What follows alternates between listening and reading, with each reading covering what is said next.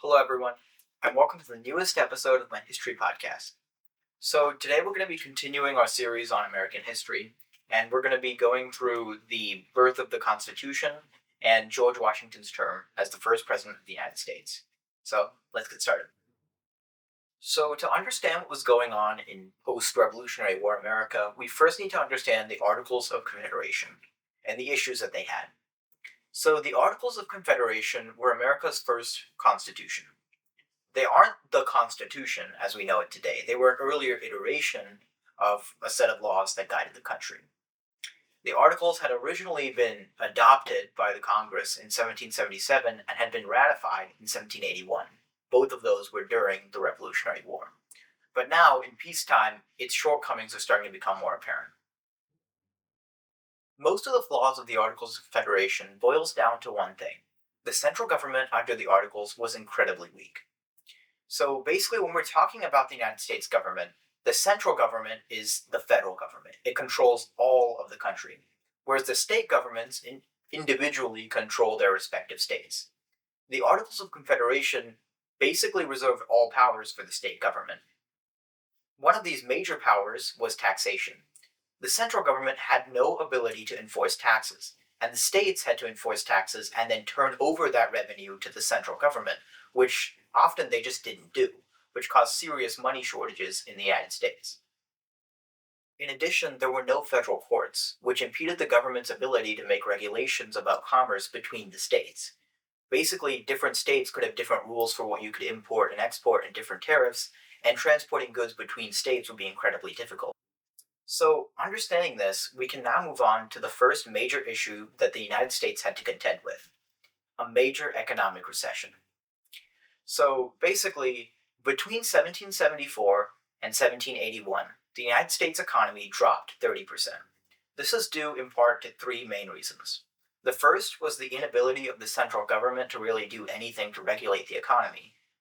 And the second was the lack of manpower and the shortage of workers due to all the losses during the American Revolution.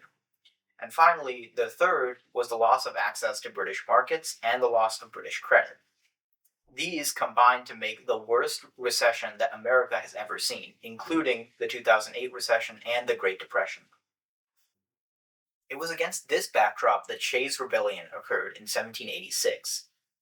So, Shays' Rebellion was a farmers' revolt, basically. A lot of farmers had been angered by the fact that the government was unable to repay their debts due to a massive debt crisis, and also the fact that the government was imposing new taxes to try to recuperate funds. As a result, many farmers revolted, and this was a major problem for the early United States. Eventually, the rebellion was put down, but this was one of the major things that led to the starting of the Constitutional Convention in 1787. On May 25th, 1787, delegates from all of the states gathered together to try to form a new constitution to replace the Articles. This was the Constitutional Convention. So there's a lot of things we need to talk about when it comes to the Constitutional Convention, because there were a lot of factions and desires that different states would have that needed to be balanced in this new accord.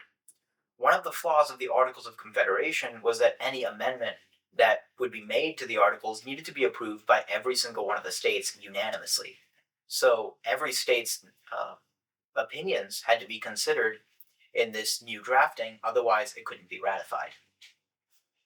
So among all of these issues that needed to be sorted out, there are two that we'll talk about today. The first is the issue of big states versus small states. So big states, or more populous states, wanted the new Congress to be based on the population of the states. Basically, if a state had more population, they wanted them to have more seats in the Congress. So naturally, these bigger states would then have more power. However, the small states wanted each state to have equal representation so that they could have as much power as the larger states. And in addition to this, there was another major issue: the Federalists versus the Anti-Federalists. The Federalists were a group of people who basically believed that the central government needed to be stronger. They favored a strong central government and weaker state governments, and they basically wanted everything that the Articles of Confederation hadn't been. However, the Anti-Federalists just opposed this viewpoint and wanted more to change the Articles of Confederation to suit the newer times as opposed to completely changing them. And they also favored the more state based governments as opposed to large central governments. So, based on these conflicting viewpoints, two plans were proposed. One was the Virginia Plan. This was the Federalist Plan. The Federalists suggested a bicameral legislature, so two houses, the House and the Senate. And both of these houses would be based on the population of the states, favoring the larger states. However, the Anti Federalists proposed the New Jersey Plan. The New Jersey Plan suggested a unicameral legislature, or just one house. And this house would be based off of basically every single state having an equal amount of representation. Eventually, the two sides were able to come to an agreement. They created the Great Compromise. The Great Compromise creates the government that we know today, with a bicameral legislature, the House and the Senate, with one of them being based on population, the House, and the other having equal seats for every member. And thus, the Constitution of the United States was born. However, a key caveat is there for us to consider, and that is that the Bill of Rights was not included in this original Constitution. The Bill of Rights was basically a list of amendments that the Anti-Federalists wanted to make to the Constitution because they felt that without it, this national government would trample on states' and citizens' rights. However, these were originally denied. It wouldn't be until a few years later that they were officially incorporated. In addition, as part of this new government, George Washington was unanimously elected by the different members of Congress and sworn into office on April 30th of 1789. So the rest of our episode today will center around George Washington's presidency. So first off, around 3 months after George Washington was sworn in, the French Revolution began. Now, historically, the French and the Americans were allies in the American Revolutionary War, and the French expected support from the Americans in their new revolution. However, in a controversial decision to many, George Washington decided to remain neutral, and this shocked a lot of Americans and the French. This also set a new precedent of neutrality in the early days of the American government. But also, it meant that George Washington, both at home and abroad, had to navigate some very dangerous and murky political waters. In addition to foreign policy, Washington also had to deal with a lot of domestic politics. So, at the time, there was a lot of rising factionalism, or the formation of political parties. Washington personally had always advised against this, but it was happening anyway, and he had to deal with it.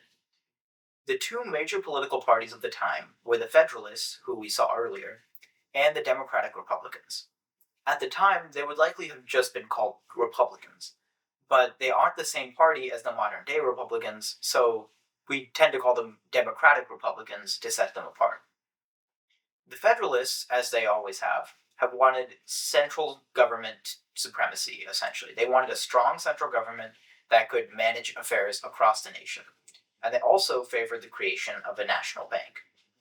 However, the Democratic Republicans wanted more states' power and believed that central power would start trampling on the rights of the states and citizens.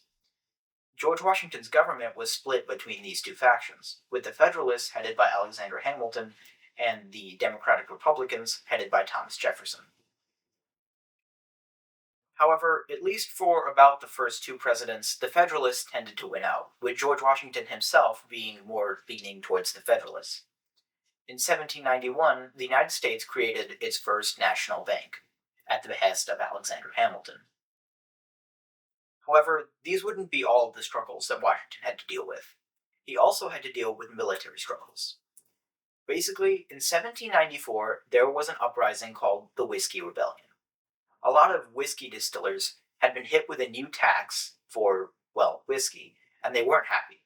They felt targeted by the tax and decided to start rioting, and basically started a military movement. As a result, the federal government had to react, and George Washington raised an army of over 12,000 militia, instituting a draft.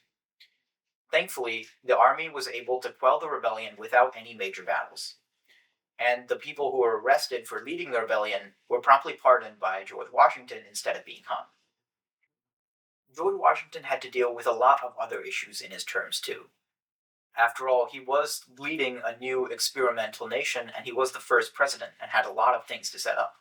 He set up many of the departments of the cabinet that we have today and a lot of other things that we're just not getting into in this video. However, we are going to get into a few of the major precedents he set. A precedent is basically a non official rule to be followed by future people, and George Washington set a lot of them.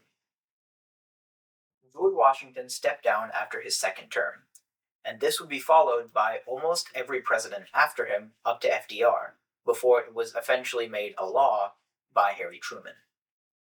In addition, Washington also set a precedent for quick and decisive action in the event of a rebellion, and reinforced the authority of the United States government by defeating the Whiskey Rebellion. He also set the standard for the first peaceful transition of power. Although, having stepped down, a lot of people tend to associate peaceful transition of power more with John Adams, who was the first president to lose an election and still give up the presidency. In the next episode, we'll get into the presidencies of John Adams and Thomas Jefferson and go into the Louisiana Purchase. But for this episode, that's about it. Thanks for watching and have a great day.